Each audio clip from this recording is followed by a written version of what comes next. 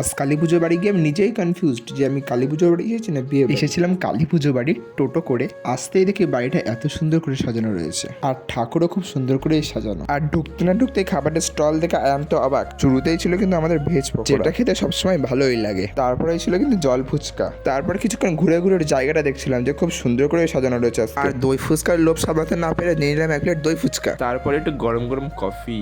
আর কাজ না থাকায় চুপচাপ বসেই ছিলাম আর ভাবছিলাম যে কখন খাওয়া দাওয়া শুরু হবে। আজ কিন্তু এসেছিলাম বাবা, মা, পিসেমশাই আর ভাই। সবার খাওয়া দাওয়া দেখে বেশ কিন্তু আমারও লোভ লাগছিল, তাই ভাবলাম খেয়ে আসা। আর চলে গেলাম প্রসাদ খেতে। শুরুতে দিয়েছিলাম একটা লাঠি ঢোকানো পনির ভাজা, সাথে গোবিন্দভোগ চালের খিচুড়ি আর বেগুনি। আর বলতে না বলতে দিয়ে গেল পোলাও আর এদিকে আলুর দম। খাবারের টেস্টটা কিন্তু খুব সুন্দরই ছিল। শেষ পাতে চাটনি, পাঁপড় আর 2 রকমের মিষ্টি খেয়ে চলে গেলাম আইসক্রিম খাওয়ার জন্য। আর নিয়ে নিলাম এনাম একটা কুলফি। আর শেষে ঠাকুরকে প্রণাম করে বেরিয়ে পড়লাম বাড়ি যাওয়ার জন্য। আমি আরো কালী পুজো বাড়ি ঘুরি। তোমরা সাবস্ক্রাইব করো বংশদীপকে। বাই।